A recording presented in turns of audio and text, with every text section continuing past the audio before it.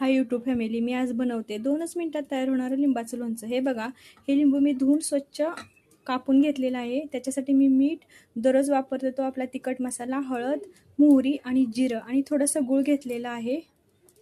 तेल हे मी कढईत टाकलेलं आहे। त्याच्यामध्ये टाकणार आहे मी आधी जिरं, नंतर मोहरी, हळद आणि आपला तिखट मसाला आणि त्याच्यामध्ये मी टाकणार आहे स्वच्छ धुवून लिंबू कापून घेतलेले ते लिंबू। त्याच्यानंतर मीठ टाकणार आहे मी,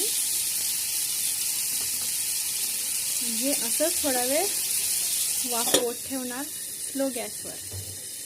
तर आपण वाफवलंय कसं बघूया। हे छान वाफवलंय। आता मी ह्याच्यामध्ये टाकणार आहे थोडासा गूळ, कारण मी फ्रीज यूज नाही करत, त्याच्यामुळे हे 2 दिवस तरी छान टिकतं, संपतं लगेच।